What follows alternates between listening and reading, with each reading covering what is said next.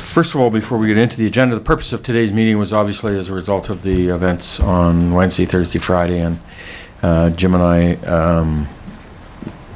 talked about the importance now of engaging and assessing and understanding what lies ahead and how we are going to start to now assess damage, prioritize that, and understand the next steps for us. And I felt it was really important to be able to then give administration the weekend to do that work initially, and then bring it back to council so that we can now start to give that direction to administration and prioritize that work that now becomes necessary.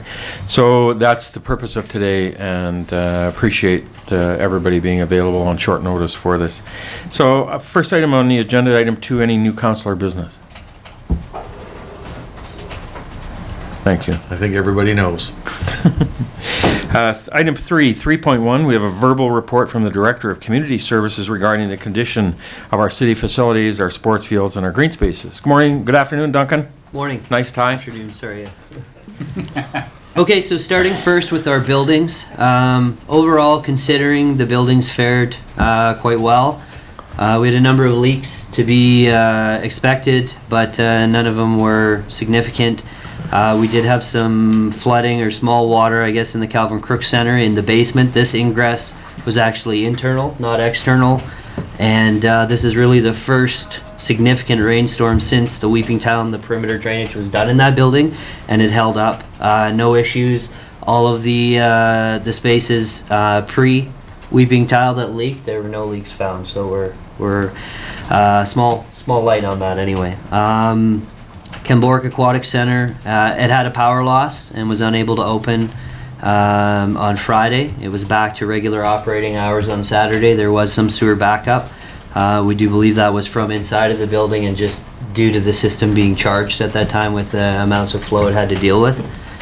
I followed up with Bert and Dale at the Mile Zero Park this morning to get their status. The Pioneer Village fared well. Had no water. The RV park fared well. It had a couple of sites, some of the lower sites below the regional district office that were underwater, but very minor. The lake was obviously flooded. There's a lot of debris, silt, mud, and it's delayed to opening. Usually they open June 15th. That's not going to happen. They're hoping that they'll be able to have it all cleared out and open for July 1st.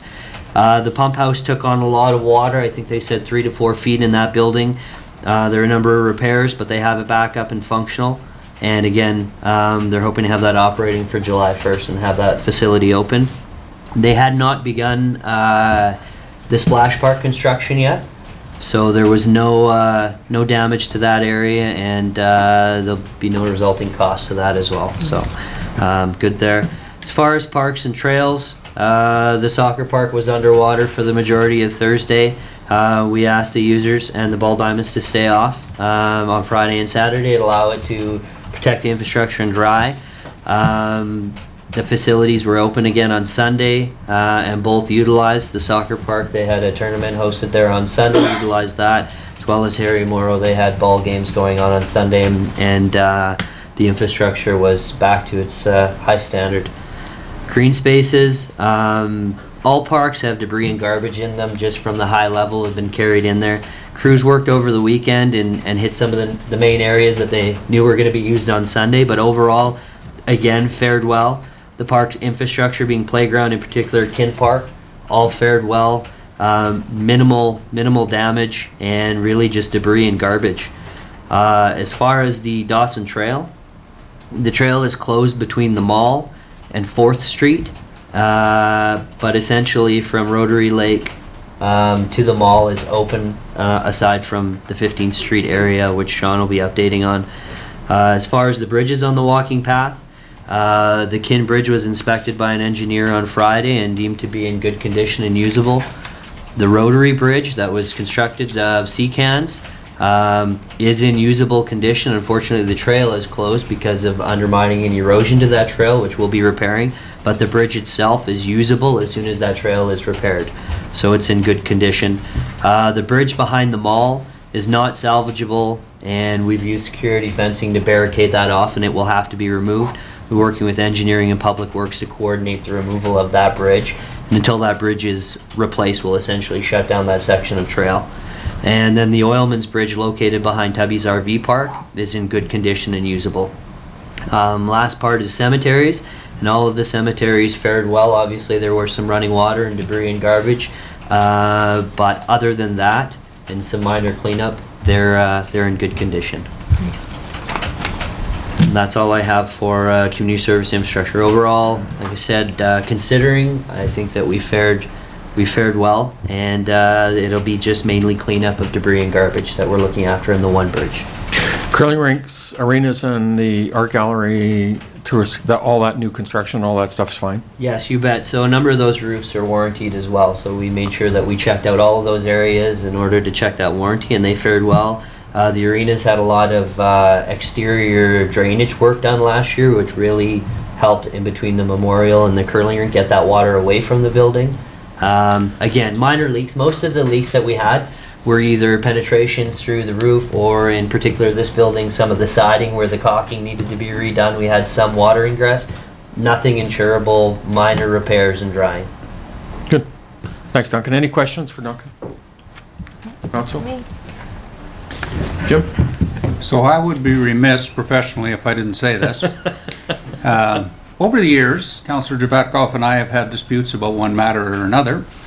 Many of them have been about the bridges on the walking trail, because I've taken the position that the sort of unregulated oil patch way of doing something is not permissible in the city. It's got to be exacting engineering standards. So there's 3 bridges on the walking trail that the oil patch put in. They're all standing high and dry. The one bridge that Mr. Malcolm and I put into exacting municipal standards with a raft of consultants, it's a mangled hunk of crap. I'm not saying there's a lesson there, I'm just saying I'm professionally obligated to bring that up. I'm sure that Councillor Javetkov was going to hold it for a private conversation. Probably wouldn't have been in front of the media, so we appreciate that being brought forward. Is there any way we could just, I'm thinking as we go through this, is there any way we could get, because people are asking on a regular basis, like any idea of expectation of cost, and so the one item that Duncan has raised is that Kin Bridge. Is there any idea what the cost of that bridge was or is today, just so we can kind of start a rough tally? So the one bridge that we're talking about in the walking trail is the one behind the mall. Yeah. And so I don't have an estimate yet for you on, Okay, all right. on a bridge, because it's also trail work. And Yeah. There's no point putting the bridge in until the trail connects it to something. All right, good, thank you. Any questions at all for administration? Duncan, thank you. Good job. 3.2, we have a verbal report from the Director of Infrastructure on the update of our infrastructure. Good afternoon. Good afternoon. Nice tie. Thank you very much. You didn't wear one today, Your Worship? No time. I'll start with my update on 8th Street. Of course, this falls under the province. However, I just most recently got an update from the province as well, so I just thought I would pass it along. So currently there are a north and southbound lane open there. They have Brocore Construction in there starting remediation. They plan to spend about 2 weeks on the east side to get the sloughing taken care of, and then about a week on the west side, at which point they hope to have the road back open and to its full extent. So about 3 weeks out on that one. 15th Street, as Duncan just mentioned, in regards to the trail, it is obviously closed there as 15th Street is washed out. It remains washed out.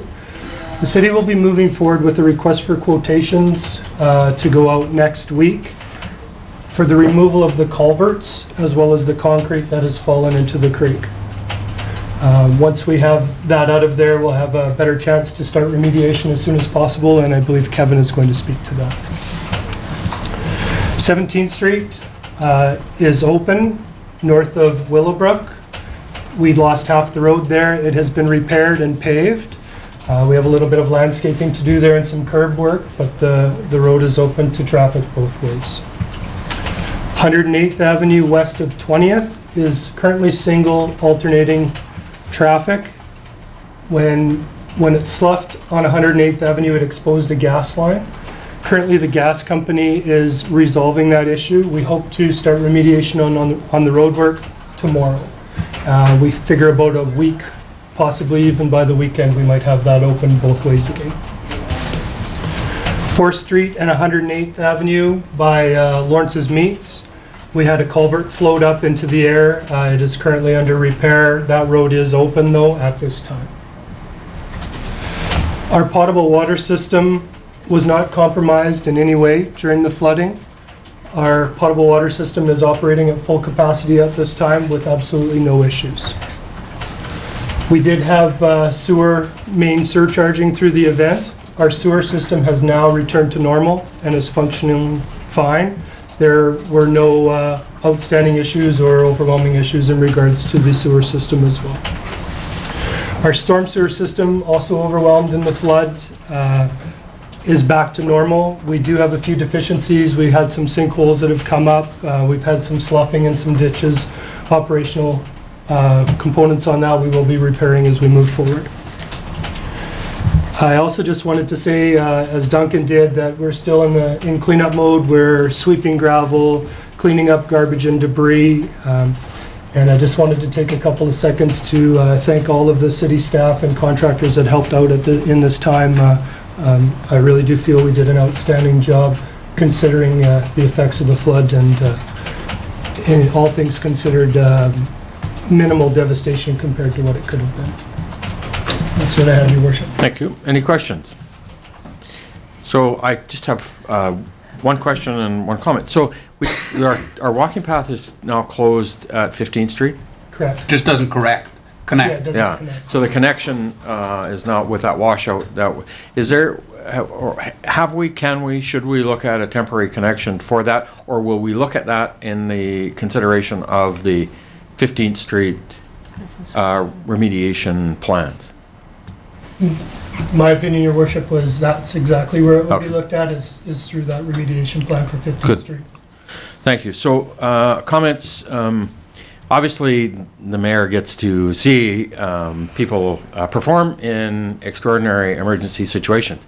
And Sean, along with his staff, I think did an amazing job in trying to protect and preserve those folks down there with the vac trucks going till right till the bitter end, 3:30, until the water overwhelmed us. And at that point, we not only had nowhere to get it out of there, but the water, we just couldn't keep up to it. But I really want to point out how impressed I think I was absolutely with the work you did and your staff and how your guys handled that and working throughout the night in an emergency to try to ensure that our community, our residents, are safe. So a great job. Thank you very much. Thank you. Any questions? Is that it? Good. Yep, go ahead. Oh, wait, sorry. Because we're in a special meeting, the only way that we can have somebody from the gallery address council is by unanimous support of council. So I have to do that first before I can allow anyone to address council. So does council have any issues? Moved, Councillor Wilbur, seconded Schumann. Discussion. Are you all in favor? Opposed? Go ahead. I'm just wondering, the process on 8th Street, the thing about this flood here, it seems like it was pretty bad. We couldn't get around. If people that lived, say, on the north end of town, there was an emergency, somebody got hurt bad, they couldn't get to the hospital. Is there a reason why there isn't an actual bridge made on 8th Street so the water flow can go through? Because it seems to catch there every time and blocks up all the water all the way back. And I'm just saying, if there was a bridge there or something, they would open up that lane so much, water would flow a lot easier, and it seemed it would eliminate this problem. Provincial jurisdiction with the Alaska Highway, Alaska Avenue and 8th Street, so we don't get to make the call in terms of what work goes on there. We will be engaging with the province, obviously, in that. We're going to talk about right now what we do with our 10th Street, 15th Street, 17th Street, 4th Street, and we will be engaging with the province in that discussion for the future, but we don't get to make the call on 8th Street because it isn't part of the city infrastructure. Thank you. Next up, 3.3, we have a verbal report from the fire chief regarding our flood damage financial assistance. Good afternoon, Chief. Good afternoon. You always got a good tie. I don't think I'm gonna speak to financial. I think somebody else is gonna do that, so. Well, you're going to speak to the financial assistance in the meeting tonight. Okay, that, and yes. sort of thing. So I just to update you as to what we have so far to date and what we're looking at in the near future here. So far to date, we've got a hard number now for the people that we've assisted in finding alternate places to stay until such time as they can get back in their homes. And that number sits at 98 as of about an hour or so ago. So that's how many people we've assisted. I've got reports of about 110 homes that are being worked on right now by remediation companies that are in the city to help those people, get out the old carpet and dry out their houses and that kind of stuff. But that's only the people that have engaged that particular service. So that's what we've done so far, or that's what's happened. So now, looking into the future, we have a couple of things that are going to happen. Well, of course, we have the town hall meeting tonight, and that's going to be explained by explain what we're going to do and maybe answer some questions. We're setting up a resiliency center in the Calvin Crooks Center, and what that will do is that will help people with the disaster finance assistance program, and I'll talk a bit about that in a minute. So people that are caught between a rock and a hard place and don't know which way to go, they can go to the Resilience Center and they can get some assistance with that. They can be helped with paperwork, with directions, maybe people to contact, that kind of stuff. So that's what the Resiliency Center is for, and that will be set up for about approximately 9 days, we're hoping. Well, we've got it set for 9 days, and hopefully it'll be shorter. We have 3 people that represent the Disaster Financial Assistance Program sitting here today, and those people will be at the town hall meeting this evening, as well as they'll be made available in the Resiliency Center. So if somebody is struggling with getting some answers on how to fill out the forms, or if they can even fill out the forms, those 3 people will be there to assist them. And so that's what they're there for. So that Resiliency Center should be set up tomorrow morning. It should be opening up. I believe it's 9 o'clock the Calvin Crooks Center opens? Yes. So 9. So it'll be from 9 to 9. Moving forward, we're also going to, once we get the Resiliency Center set up and running, we're also going to create a committee of non-government organizations, and it's going to be an unmet needs committee. And so that will be, there's going to be some people that'll fall through the cracks. Somehow, somewhere, there's going to be somebody fall through the cracks. So that unmet needs committee will reach out to other organizations and see if we can help or assist these people that have fallen through those cracks. So those are the things we're working on now. That's about all. I'm just hoping we don't have any other emergencies while I'm doing this. Thanks, Chief. Any questions? So, Councillor Javetko? I'm just wondering about the needs of the people that were put in motels for 2 days. I understand there was provisions for 2 days coverage. So are all those people looked after now? Yeah, I believe there's still a few people in the hotels, because, for instance, we didn't have anybody, we had one individual that didn't come to us until yesterday. He was up north working, and when he come home, his house was flooded, or his apartment was flooded. So we just put him in a hotel room last night. So yeah, so anywhere from 24 to 72 hours, and typically in 72 hours you can have your basement suite or your house or something made livable again by decontaminating it and drying it out, that kind of stuff. So you have that window of opportunity. There are some special cases, some special circumstances that you might get extension, but you have to ask the ENBC for those extensions. I just can't give them. So those 98 people that you mentioned that you've got them in alternate locations, what are the provisions for them? Is somebody covering the cost, or? Yes. ENBC has a program where if somebody is put out of their home for an emergency, it can be anything from a house fire to what we experienced this past week, and they will put people up in hotel rooms for 72 hours.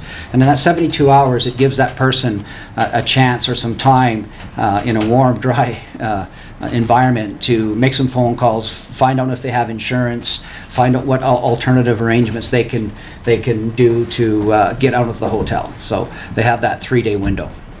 Doesn't So- seem like a lot, but So these 98 people had the 3-day window, but they're not looked after that. correct.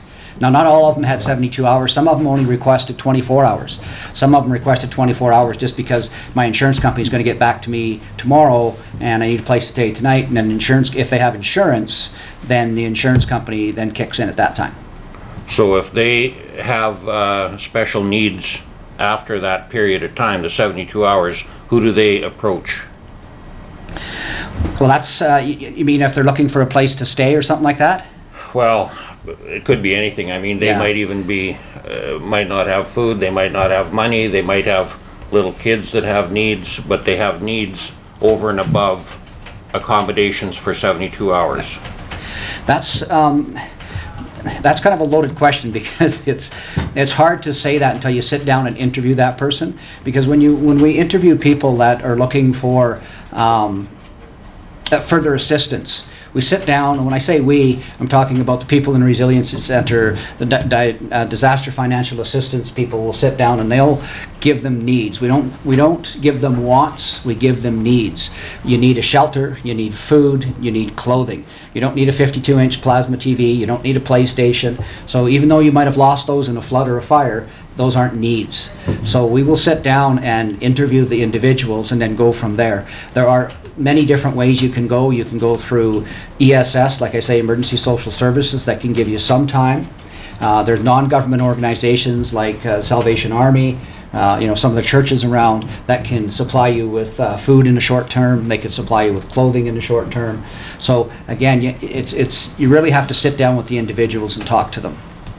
Yeah, that's the reason that Shorty is talking about the interagency group that's being set up to deal with those folk who aren't qualifying under private insurance, aren't qualifying under the provincial programs, but still need help. And so the idea is to coordinate a charitable response to that. And that will be set up tomorrow. Well, we're going to start working on it tomorrow. I wouldn't say it'd be set up tomorrow, but we're going to start working on it. Our main focus right now is to get the Resiliency Center set up and get that up and running. And then once that's on, then we'll start working on the Unmet Needs Committee.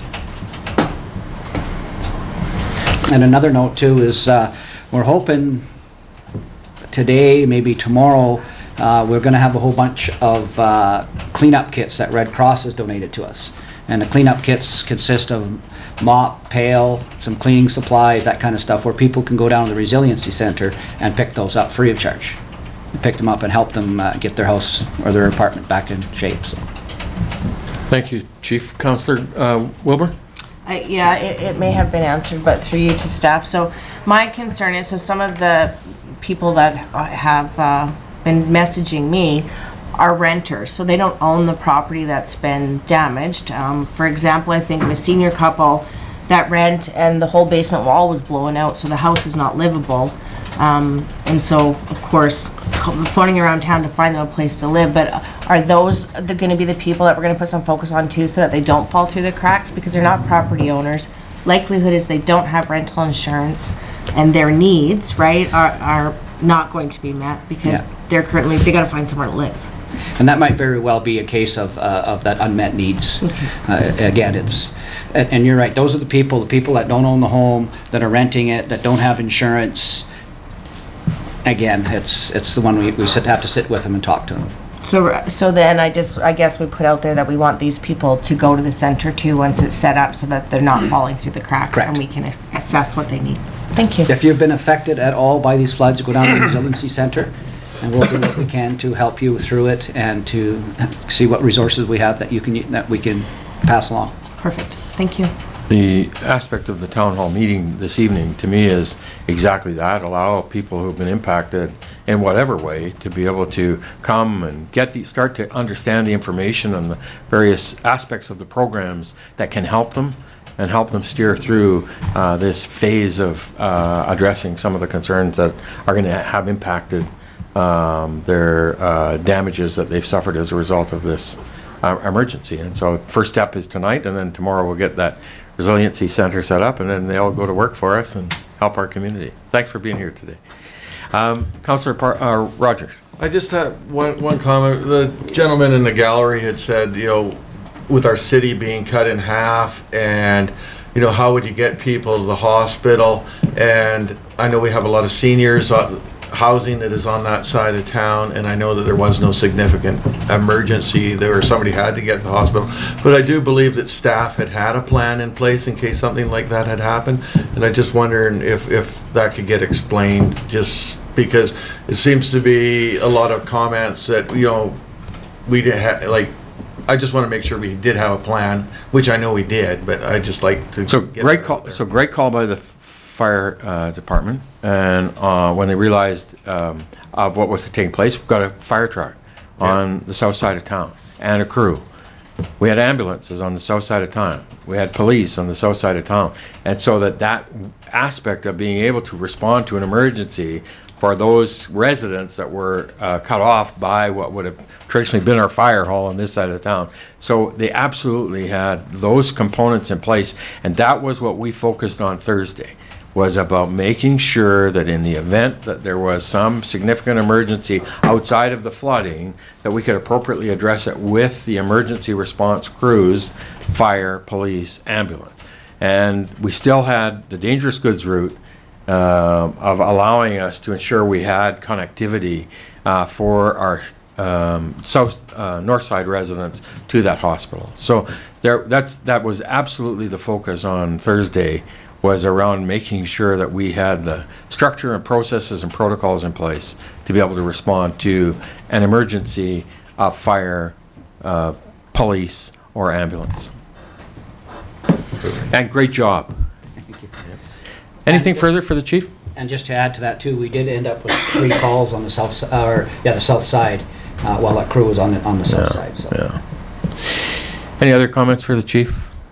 So there was a great picture posted. These guys are out Wednesday night, Thursday morning, walking through water up to their waist, knocking door to door, making sure our residents were being evacuated appropriately. And I met Jack and Jackie Walsh and a load of folks getting evacuated from over on 18th Street, and just happy that we're in a safe place. And so, great job. Jim?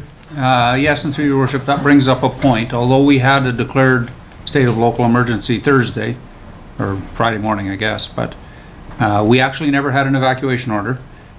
We knocked on the doors that needed to be knocked on, and we advised people of their circumstances, and all that were in jeopardy voluntarily allowed us to relocate them. So there was never any need for an evacuation order. There was no one resistant to leaving. In fact, when Big Red One showed up with the firefighter at their door, they were pretty happy to see there was a way out. Yeah.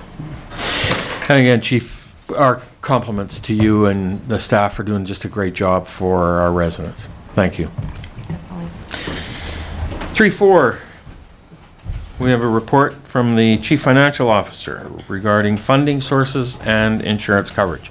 And before the Chief Financial Officer begins, I want to say emergency preparedness and risk mitigation in your community comes with all types of risks. And financial risk is one of those risks that sometimes in an emergency you don't appreciate or take the time to consider. And so I really am so pleased to be able to have that today, where we have some aspects of this that are very, very strong as a result of some very good decisions that I think previous councils and administration have put forward to help minimize the financial risks to our residents and business community.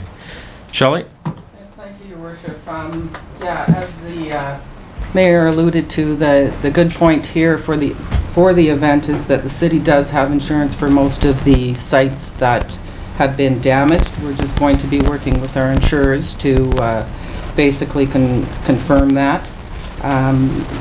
The adjuster is expected to be coming in tomorrow to do the inspection. They'll be going out with staff to assess what the damage is and get the values, that kind of thing. Anything that's not insured, we'll be working with the Disaster Financial Assistance Program. So basically what that means is that on the response costs, 100% will be covered. Eligible costs will be covered. And on the recovery, anything that's not insured, 80% will be recovered after a $1,000 deductible. So we'll be working with both those agencies to compile the information. As of today, the response cost to date, the estimates, and I'm sure this number will grow, is approximately $300,000. So we'll continue to be compiling that information over time and reporting out to council. And then basically what we'll be doing is preparing recovery plans for each site that was damaged, and again, working with the agencies, reporting out to council. We're positioned very well because we have that insurance coverage and the agency that helps out, but in the event that costs became insurmountable in another event, council has the opportunity to take advantage of short-term borrowing, or also Section 180 allows council to borrow for emergencies. Plus we have credit lines, we have reserves, so the city is positioned very well to manage this event going forward. The only other thing that I wanted to give council, so just for context, the 2011 flood, the response cost was about $100,000 and we got 94 of that back. And then the recovery, there was 8 sites damaged and the claims were about 900,000 and we got about 700,000 back. So basically, we have about 90 days to pull this in, put the claims forward, work with the insurance agencies, and it takes about 2 years to recover, do the administration, recover the cost. So we're very well positioned, I think, going forward. Thank you, Shelley. Questions? Councillor Schumann? Shelley, or through you to Shelley, you talk about the damages and the site. So does that mean our bridge on or 15th was insured, and so we can recover the money for that bridge, or even say the bridge behind the mall, or those sites are all insured? Through your worship, yes, that's correct. So if you recall, a few years ago we went through a risk management training session where we developed a policy. We basically did a risk inventory. At that time, our consultant advised that we should have some insurance. So, for example, the total cost of the premium on all the bridges is about $8,000 a year. And on the 15th Street Bridge, the premium is $3,300 for an insured value of about $3 million. So in total, we have about $7 million of the infrastructure insurance. So this is where I get to say, and I'm not always wrong when I say bringing in a consultant's a good idea. Yeah, no, thank you. Yeah, so here's, when, I was thinking about it the other day when Jim was telling me this, that, you think about it from when we're doing our budget preparation and we talk about inflationary pressures that we face in council, and we're always trying to deal with these inflationary pressures, and you use insurance as one component of that. So here's an example today of, I think, a really diligent bit of work that was done by previous councils, making a decision to say, you know what, there's some fiscal risk here, financial risk here, and it's a good decision to be able to protect it. And today, potentially saving the taxpayers, the business community, $1 million, $2 million, $3 million worth of added cost because of having that insurance coverage in place. And I think it's a very prudent decision given the risks that we would have been exposed to. So, Jim? Well, you were here at the time, so you probably, and you worked in the industry. So it's important not to count your chickens before they hatch in the insurance game. So we lived through 5 years all the way to the Supreme Court of Canada to get coverage for our arena. So, I'm fully prepared to advise you do the same thing again, because we do have coverage on that 15th Street Bridge, but that doesn't mean the insurance company won't turn us down in the first instance, just to see what we'll do. Well, thank you.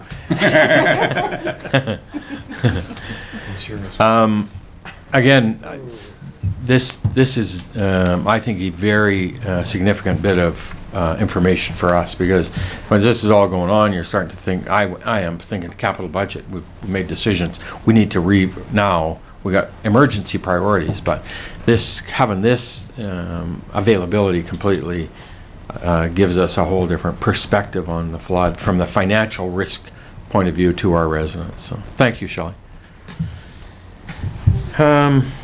Any other questions for Shelley? 3.5, we have a verbal report from the Director of Development Services regarding future capital plans. Afternoon, Kevin. Good afternoon. Great, Ty. Thank you. So following the events of Wednesday, Thursday, staff contracted local structural engineers, Force Engineering. We went around first thing Friday morning and assessed all the crossings as the water had receded. That enabled us to open up 10th Street and 17th Street. We looked at the Kinwalking Bridge, as Duncan alluded to. We went back in behind the mall, looked at those two crossings as well. As part of that, we stopped and looked at 15th Street, the crossing that was, and I asked them to put their thoughts down on what it would look like to replace that, some options around that, some high-level cost estimates, and also the prospect of a temporary bridge structure. So they've come back today. They managed to get me a report put together, and I thank them for that. Off the top, they are recommending that we do go with a bridge structure as opposed to a culvert replacement. They said that this particular culvert failed likely due to the debris that was grabbed by the very high waters, ended up choking off the intake a bit and then going up and over the road, and then on top of that the culvert collapsed because of the vacuum that was placed on it. So the type of structure that was in there, although worked well for Since 1990. since 1990, just in today's design standards and stuff, they just wouldn't recommend going back with that same structure. So what they're suggesting for a budget for a bridge structures are around about 1.25. Again, this is very early. That doesn't account for cleanup, removing of all the material, prepping, and potentially road work on either side of that, some sidewalk work, maybe landscaping. So, that number is obviously going to be a bit higher than that, but still, hearing what Shelley has to say, I think we're still in a pretty good spot. I think it's definitely less than $2 million. 1.75 to $2 million is going to replace that crossing with some form of a bridge structure. So that's good news. We did look at temporary structures. If we wanted to do that and have it in order for traffic to cross in the meantime, we would have to build access on either side to shift it over so you could work on the existing crossing. Rental for a bridge for, I think it was approximately 6 or 8 months, was going to be in the magnitude of about $300,000. So it seemed a bit high, and staff probably wouldn't recommend that. Unless you're not going to go ahead and replace the bridge. If you're not going to, we need something temporarily, but the engineer is suggesting that we can actually do design drawings, go to tender, start construction in August, be done by October if we get a go decision from council. Okay. So what they were suggesting is a precast concrete bridge. Force had already talked to some suppliers in the Lower Mainland. They said they're not terribly busy right now, and that timelines were pretty favorable. So it would show up and they put it together. So any questions around anything? Councilor Rogers? What was the timeline that we had for this 10th Street crossing? The bridge that's there, I know that we've been looking at that. So I'm just thinking there's no way we should, if we end up with construction on the 10th Street and we're working on the 15th Street, I don't think it's prudent to have two crossings being worked on at the same time. So I just wonder what you'd think would be a priority on that. Through your worship, 10th Street is not slated to be replaced until 2017. For 2016, we're just doing design work. That was what the budget was approved for. It's should be noted that your previous engineering reports on 10th and your direction to us is that's going to be a bridge, replacing a bridge. It's also, the engineers have told you and you've accepted, that they need to engineer it back to the high points, nearly back to the library, and nearly to the Selwyn Place driveway going the other way.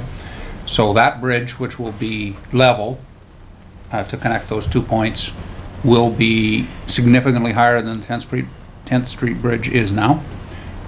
So it would be lovely to have that in place, higher than what we have now. But, as Shelley was telling you, this event appears to be about 3 times as bad as the 2011 event.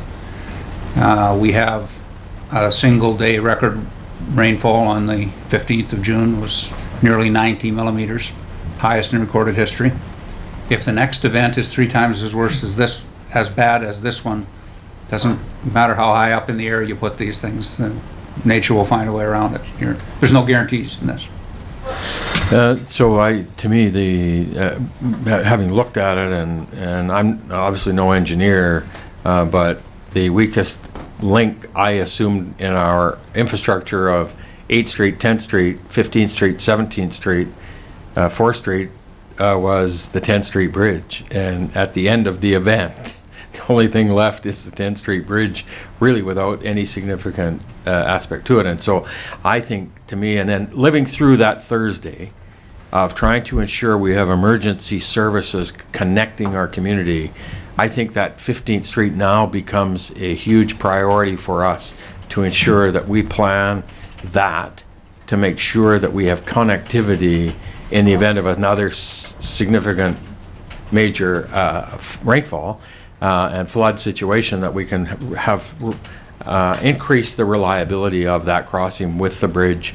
And to me, I know that when they put it in there, they put the swale in it to allow the water to flow over it, but I would really love us to do that engineering a little bit to ensure we get as much elevation on that bridge above water level that we can without creating whatever. But just to me, that then just increases the reliability of that 15th Street crossing for us in the event of a flood, that you maintain it. And then next year, we have 10th Street, and as Jim said, we're going to raise that, and then hopefully that then gives us even more reliability on our crossing infrastructure for the future, for emergency connectivity for north to south. But I really think that 15th Street, now we have the opportunity to, if we give the direction to administration that it's a bridge, and let's put as much elevation into that bridge to give us as much as we can. Councillor Javetko? I'm an advocate of a bridge for sure. I guess the most recent example to me is the Spittle crossing on the Dangerous Goods Road. I mean, it was plagued with problems when the culverts were in there, and when Highways finally decided to put a bridge in, we went through this event and there's no problem there. So is that to give a go-ahead, is it appropriate at this meeting, or do we wait till Monday, or? So actually, what we would need is direction from you. So obviously, our meeting schedule doesn't work. If the goal is to actually have a replacement on 15th Street by the end of this construction year, things have to move pretty quickly. We have to get geotech. We have to have the cleanup. We have to have this conversation with the insurance adjusters. And when we have that information together, we need another meeting of council to okay going to tender. And that, we won't possibly be ready by Monday the 27th, but we pretty much need to be ready shortly after the July 1st long weekend. We need to have a special meeting. So we need a direction from you to gather you all the information you need to give a go decision for construction. That's what we need right now. And I think that's what we need to do, and identify that, first of all, it's council wish, desire, direction that we want a bridge replaced there. Have administration begin the process of putting that preliminary investigation work together.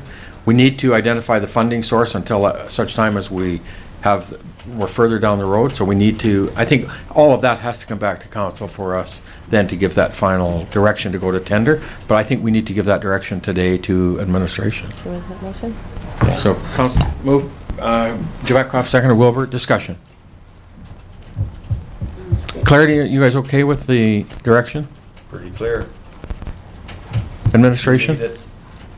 So I can't tell you when that special meeting will be, but it'll be early in that first week of July. And we already know some of you are gone, but whoever's here We'll We have a quorum. We have a I think we'll quorum. need We to- can call in And, right away. and we can call in. Councillor Parslow called me this morning, and he's on side with exactly that. He's in favor of replacement with a bridge. So I think you have relative certainty that this is unanimous sentiment of council. So you got okay with the motion? You guys will word it? Insurance coverage. Good. You worded it just nice. We'll get it done. Ready for the question? All in favor? Opposed? Carried. Thank you. Thanks, Kevin. Anything else? Last thing, just as a note, we've got waste containers out in a few areas of the community. We placed on Saturday morning, I believe it was. So we've got containers for homeowners that are affected at 17th and 102nd Avenue. We've got one at Kitchen Park on 18th Street. We've also got one on Chamberlain Drive between 15th and 16th.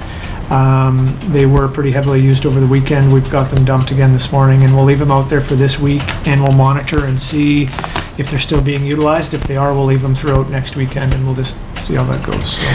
So that raises a point, and thank you for that, because I was going to bring it under Mayor's business. But so on Thursday, I got a call from AltaGas, and just reaching out and saying, look, Mr. Mayor, we're a member of your community, and we want to help in any way we can. So we'd like to give you guys $10,000 to your flood relief program in order to assist in whatever ways you think you might. And it was exactly just a few minutes before that, a lady had called in to City Hall and said, like, we're getting all this debris and we can't pay, we're paying these dumping fees. Is there any way the city can waive the dumping fees? So I phoned AltaGas back and said, we're going to put that 10 Gs towards the dumping fees of the containers because we can't waive them at the regional district. And so that's how, and AltaGas were good with it and said, so that's how we managed that.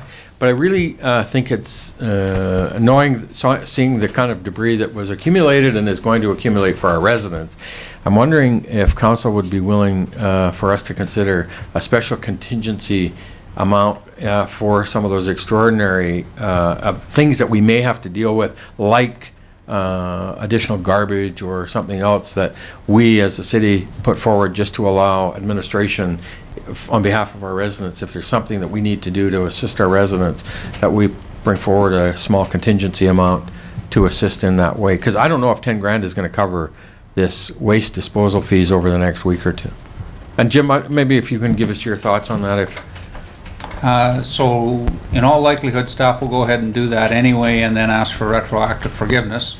But it'd be great to have permission in advance. Yeah. And I don't know what that contingency may be, but I see this waste disposal, and I was driving around on Sunday, and there was people, the insurance companies had huge containers in people's yards doing their stuff for them, and so the ones at the old ICG were full, and Kitchen Park were full, and so I just think, you know what, that 10 grand's going to get chugged up pretty fast on transfer fees at the waste disposal site, and I think it's just a way that we can help the residents who have experienced some extraordinary stuff to help them navigate through. So I'm suggesting that we do that on behalf of council. Councillor Schumann? Can we ask through you to Shelley where we would gather that from? Do we have something something tucked away that we can just, and what would be an amount that we could? Well, I'm thinking that we would probably need $20,000 or $30,000 and pull. You got short-term borrowing. You got lots of different sources that you could grab it from. I just think it for us to help those residents is a way that who are now going through it, right? I get it. Shelley? Yeah, through your worship. So this is recovery costs. So basically anything to do with the recovery of, you have local government infrastructure recovery, but you also have community recovery. So all those costs will be combined in the claim, and you basically get 80% back. The 20% that the city actually is going to have to fund, as I said in my report, there's surplus that we have reserves, we have other areas that we can pull this from, and if we need to, short-term borrowing. So it's just one of the recovery costs, as I see it, through the claim, through the period. Councillor Schumann? So then I would make a motion, and I think we perhaps maybe just round it up to like a $50,000 number, and if we use it, we use it, and if not, Sure. Thank you. great. Secretary Wilbur? For sure. Discussion? Councillor Wilbur? Not really to do with the motion, but just because we're on the topic of the bins. Received some comments on people actually removing stuff from them bins and packing it away. So when we talk about keeping an eye on them, I guess put out there too, that's a health risk, people. Like, do not be taking the stuff out of the bins. That's a huge health risk, but. if we're gonna- Contaminated with sewage. That's right. So, but I just thinking when we talk about monitoring, it obviously is an issue. We have people removing stuff from the bins, and I sure hope we don't end up seeing them for sale on Facebook and stuff because. Waste Management didn't have staff working on the weekend, Yeah. and so they filled up on Sunday. So we'll now be able to watch them Yeah, on a daily just basis. putting it out there that it's. Good point. That's- thanks. Thank you. Discussion, Councillor Roger? My only thought was is that there are companies that are doing their remediation work, etc. They're getting paid to take all of that stuff out of the houses already. I'm okay for people that didn't have the insurance or didn't have somebody doing the remedial work, but is there anything to make sure that we're not getting the people that are doing the remediation companies actually filling up those bins? Because normally that would be covered through insurance costs to take it out to the landfill. So now they're going to be dumping it in city provided. Yeah, most of them I think That's have right. got bins right in the homes, and that was when I drove around the other day. They were really evident where you see homes with the bins in them. So we just ask, and I put a post out. This is for people who have had their homes flooded. Come on, don't put your regular garbage in it, folks. This is for people that are in the emergency. So you hope that there'll be some courtesy applied to that by the businesses as well. Yeah, because I've seen like other communities that have flooded out, and then you'll see that garbage, because essentially that's what it is now, sitting on their front lawn. It'll sit there for weeks, and that's a health risk. So the sooner we can get that out, and I've actually done the tour around some of these neighborhoods, and you don't see it all piled out on the front lawns, which is actually really good, especially with the heat that we're getting now. Yeah, good. Any other questions, comments on this? All those in favor? Opposed? Carried. Thank you. Thank you. Anything further, administration? I just had one question, because I was just thinking about with the Snake Pits Bridge getting washed out, or the culvert getting washed out, and it's not the first time it's happened there. I think it's probably the second or third time that's been going on, and I know that the provincial government has been looking at that. I know on our city master plan, our transportation master plan, First Street is supposed to eventually get a bridge on it. I just wonder if there's ever been a conversation with the Ministry of Highways to say, okay, it's obviously not working down in that area. Would it work better for you if you utilized First Street, and that we would let the provincial government pay for a bridge at First Street? Just a thought. I'd like them to pay for the one at 15th and 10th as well. No, like so no, that, it's a yeah. great point, and we will So be. the answer to that is yes at Yeah. about 8:45 this morning, but that doesn't, we don't know the decision-making process from Ministry of Transportation. We discussed that option with them, but where their decision goes, who knows? We'll talk about that on 8th Street and all of the rest of it to protect the city, right? So, anyway, great point. Thanks. I want to just talk about 2 or 3 things under mayor's business, and I wanted to raise about AltaGas, because I really appreciate there's the industry stepping up, the business community stepping up and helping our community in a time of need for our residents, and so it's such a great statement. And I've had, I bet you 4 or 5 of them, all of them stepping up, Verizon and Canada, ARC, all of them phoning and saying, Mr. Mayor, whatever you need, if you need us to help you, step up. People posting on Facebook, I got a Bobcat, if anybody needs some help cleaning up, we'll be happy to help free of charge. Just have them get a hold of us. And it's a real testament to the community in terms of people coming together in a time of need, helping their neighbors. And so to me, that's just why were we the #1 small city in Canada, according to City Journal's 2014 national survey? There's why. I'm so good at that. It just falls right out of We're your going to be mouth. for Yeah. 2016 too. The ladies go. Right? The premier was in yesterday, and so Mike had phoned me on Saturday, and she was coming in for a real short, quick visit yesterday for a couple hours. Saw the Snake Pit Road, and then was at 15th Street and 8th Street. And I really appreciate the message that, to me, that the premier leader of British Columbia cares about our community, and demonstrated that by coming to see it for herself.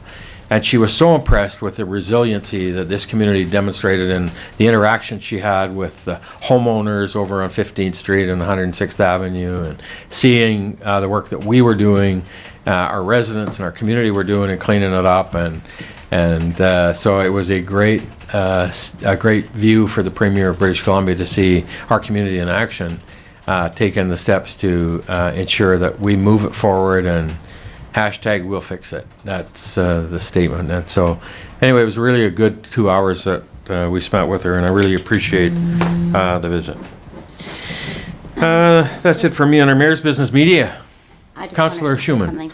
Yeah, apologize for not showing up and representing for our city, but I didn't actually know she was Well, coming to town or anything, so didn't show up. And, I was asked on Saturday afternoon to be there, and so I didn't, having been at the lake, and raced home on Saturday morning, and didn't do the arranging of the event, so didn't think it was my place to be inviting people to it. I strongly advise Councillor Schumann to follow Johnny Wakefield on Twitter, because that's how I found out about it. well, it's actually how I found out also. I just thought there might have been a note or something that she was coming. Thank you. Yeah, thank you. Media question. Yes, Amanda. Sorry, Amanda's up first. My first question is just for Shelley Wolf, or Councillor Wolf, just to clarify that the city has insurance for, was it all of the structures and buildings that were affected? Through your worship, so basically what we have to do is bring the adjuster in tomorrow to assess the damage, and then basically he'll give us the amount of insurance for each site. Okay. Presently, we think that everything is covered, but until the adjuster comes and does the inspection, we won't know if that's... So there may be some smaller amounts that may get, try to seek coverage through the DFA? That's correct. Okay. And then I also had another question. I'm not sure who it would be pointed towards, but I was just curious if anyone knew kind of the rough breakdown of how many residents were affected by sewer backup and would seek coverage through their own insurance, or how many residents actually got hit by overland flooding and would have to go through the province. Jim? So unfortunately, we don't have the answers to those questions, although we did in 2011. In 2011, the insurance industry cooperated with us and gave us accumulated numbers, not the individual name or property, but how many properties and in what quadrant of the city. But privacy laws have changed since that time, and when we reached out on Friday this year, they say they can't provide that information. So we only know about the ones who have come through us. Either they called in to say, hey, my sewer's backing up, or they've registered with Shorty that they had these issues. So we don't know how many went straight through private insurance and are now being repaired by private insurance. We don't know the answer to that. Thank you. I just have one last question. It's for the gentleman to the left of Councillor Shute. Sorry, I didn't catch your name. Okay. I was just wondering, you just mentioned that the province had updated you today on a timeline for fully opening up 8th Street. I just wanted to clarify on when that would be. It was actually Sean. Okay, Through sorry. your worship, they plan to be reopened in approximately 3 weeks if everything goes well. Okay, thank you. Thank you. Johnny? Yeah, on the unmet needs committee, I'm just wondering if, Shorty, you could sort of expand on sort of where that idea came from. Is that something that's kind of common in disaster response, that they just kind of create one of these committees to, I guess, better direct charity towards people who not have insurance and things like that? Just wondering where that idea came from. My worship, I'd like to take credit for inventing it, but it was my colleagues from Disaster Financial Assistance talked to me this morning and said this is some direction that we should go. And he's got it laid out on a form that he gave me, so we'll be following that. And that's the non-government organizations. Organizations that want to help, whether it be just strong backs, equipment, or funding. You know, if they have a couple $1 million they want to get rid of, they can donate it to that unmet needs committee, and that unmet needs committee will then decide who gets the money, how much they get the money, and so on and so forth. So that's what that unmet needs committee is. And that would be aimed at the people who would, I guess, everyone's saying fall through the cracks So that would be, you gave a couple examples. So that would be renters and uninsured people, basically. Yeah. That would be directed at? Again, it's people fall through the cracks, but you don't know what those cracks are until you get to them, right? So it's really difficult to say this person falls in this category. You just can't tell until such time as it happens. So, Okay. we'll be looking for people to sit on that committee and to help make those decisions. And there was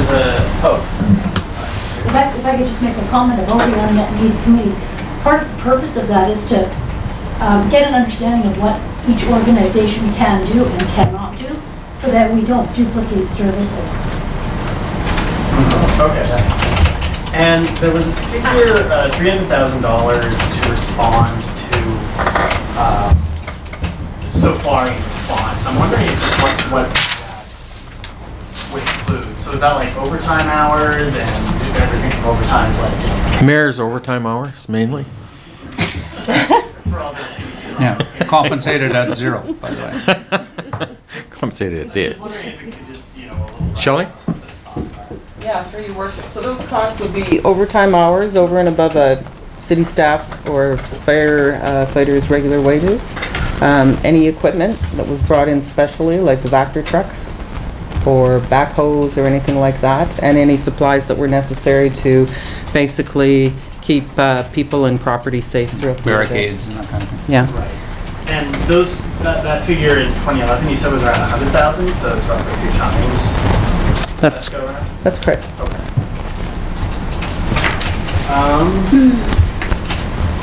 Yeah, that'll do it for me, thanks. Thank you. So And, just a reminder about tonight's meeting then, Your Worship? sorry? Just a reminder about tonight's meeting then? Yep. Yeah, so 7 o'clock tonight at the Encana Event Center, we'll have the town hall meeting for the disaster resiliency assistance and how people can now start to understand what the program is and what's available and how to apply. And, there's some real tight parameters around that, so it's really important that people can attend to make sure to be there. I just checked with our good friends from New Harvest, and they're going to be there recording it for us, so we'll make sure to get that on our website for those people who are unable to attend this evening. And then the Calvin Crook Center is going to have that office open for the next week to 10 days in order to ensure that, and I want to stress this is for the area. It's not just for the city of Dawson Creek, but for those rural area residents as well that have suffered damages or impacted by this event, to make sure that you connect in there and come and attend if you can and get that availability. Yeah, Poos. I want Poos as well, right? Yeah. And that raises another point. I just want to really thank you for that, because I reached out to Mayor McKetty last night because of the Poos Koopy barbecue is fast approaching the Canada Day celebrations in Poos at the park on July 1st, and they're really hoping to still be able to host it at the park. And obviously time of 10 days away from it and the amount of damage, and I advised Mayor McKetty to keep us posted. I don't know how, if they have a backup plan in terms of what they're going to do in order to host it in a location other than the park. But I said to make sure to keep us informed, because if we can find a way to help and support Poos in that regard, we absolutely would want to do that. And I took the liberty of speaking on behalf of council there and I don't know if the fairgrounds are an option or one of the parks or the wherever, but I just asked Mayor McKetty, and obviously the best and first choice is always going to be in Poos. And this isn't about us trying to do anything but other than help them, because I know that park was suffered significantly. Jim? So tonight's meeting is not just about how to make a claim for financial assistance. There are a lot of other bodies there with a lot of other information. So Northern Health's going to be there, for instance, exactly on some of the topics Councillor Wilbur was bringing up, like what not to touch. Ministry of Transportation is going to be there. Charitable organizations, Red Cross, Salvation Army, going to be there. The Ministerial Association is going to be there. This is one-stop shopping to bring your concerns out the best we can. An answer will be provided. Yeah. Thank you. Great point. Councillor Roger? Your Worship, I just had one question. Essentially, we're cut off from the rest of the province right now. Is there any word on when they're going to have access to the rest of the province through the Pine Pass? Last I heard, it was like they said they thought that it would be a week to 10 days. They were hoping to have some connection, but I honestly I don't know. We'll follow that up with the highways folks and ask them in terms of that. They'll be there tonight, and that's Yeah. one of the things they Yeah. intend to talk about.